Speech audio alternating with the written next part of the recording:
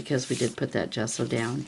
Oh, I said that I would share some of the other pages where I've used gesso, and I didn't put a bookmark in where I used them, but I'll see if I can. I used gesso on this one. This is just colored pencils and ink. I did not use gesso on this side. This is just colored pencils. This is just a vellum overlay. I actually ran it through my Cuttlebug and gave it a brick pattern and then colored it and then applied it with adhesive to the page. And I like the way that page turned out. I kind of simulated some bricks over here. Has nothing to do with stencils, but and then this one is just a pattern I found online, and I just color pencil. No prep on that page. I didn't gesso it at all.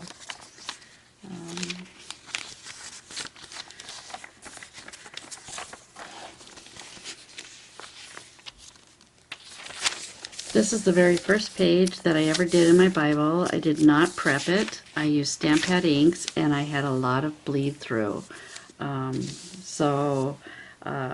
This was the first one I did, and from this I learned that I wanted to try to prepare my pages better, to prevent that, but now it just doesn't bother me to have a little bit of bleed through. But this was kind of a fun one. I put down sticker letters, and then I just stamped with my my dauber around in different colors, and then removed the stickers. And so that was my very first page. And here's one where I did prep the page.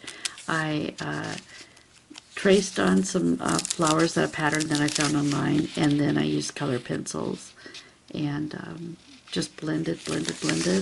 And because I used the gesso, I had almost no bleed through. This one I did prep. This one is a good example of using gesso.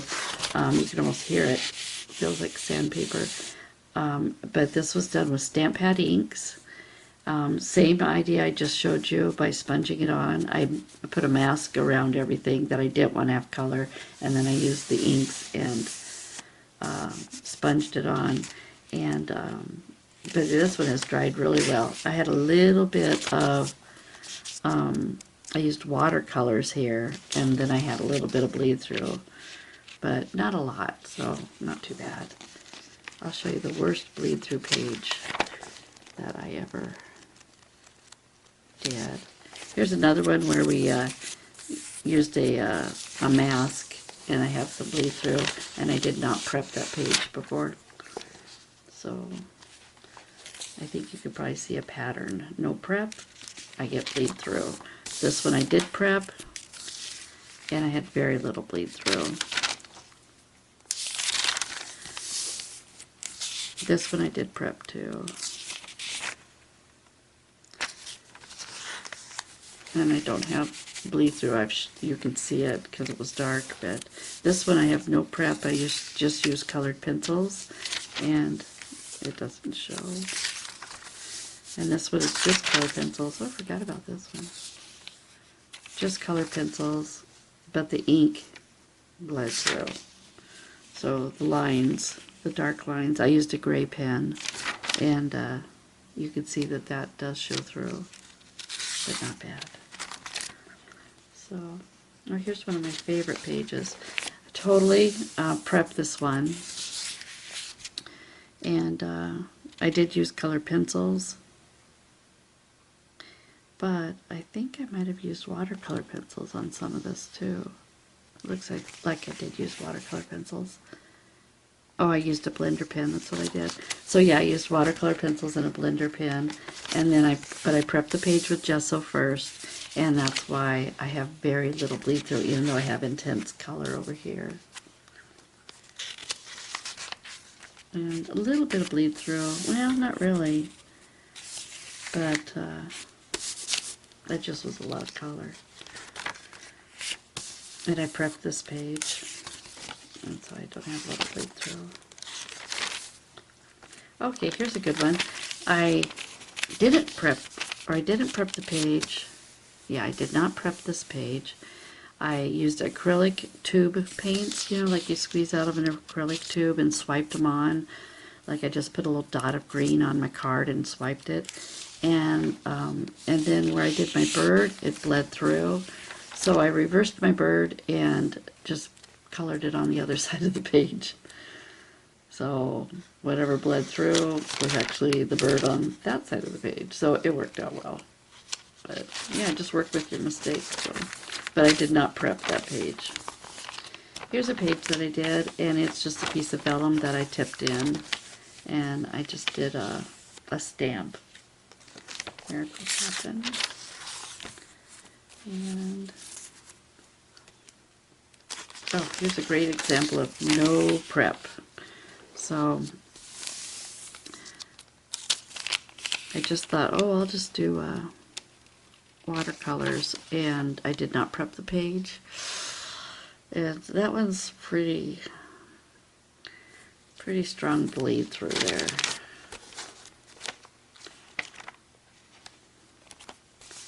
Here's one where I stamped directly from a stencil, did not prep it, and I had just total bleed through.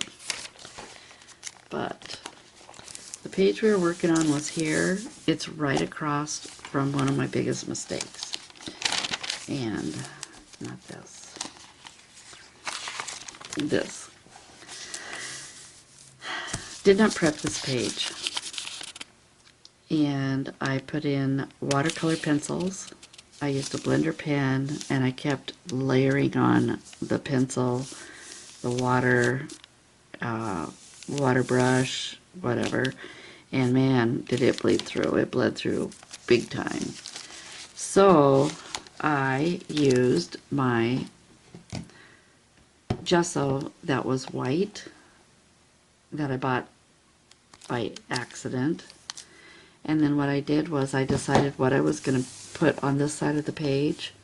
I drew it on, and then I used the white gesso to cover in that whole area, and then I went over that with color. And what that did was that masked out, brightened up the area that was really dark and from the blue flag, and allowed me to put a design over here. As you can see the flag pattern here, the red stripes of the flag are up here, but I just sponged over it with more ink.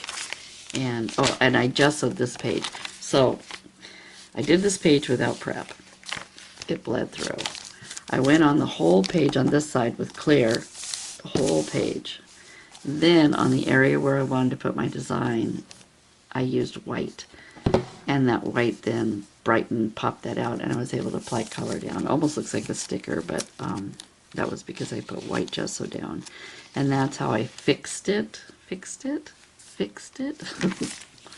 So anyway, but I looked at that page, and it doesn't bother me anymore, because I think, oh well, I learned. And then just, I'll show you the rest of the Bible another day. I put stickers in, and just did a whole bunch of other, oh yeah, not a good page. But there. And that is some of what I've done in my journaling Bible. And thanks for watching the video, and I hope you got some information out of that, and that you'll try using gesso to prepare your pages. This is the Art Basics Clear Transparent Gesso, and color pencils. And the color pencils I used are the Faber Castell Polychromos. They're my favorite. And then the pen that I used is the Micron Pigma, and it was the size .03. So thanks for watching. Bye.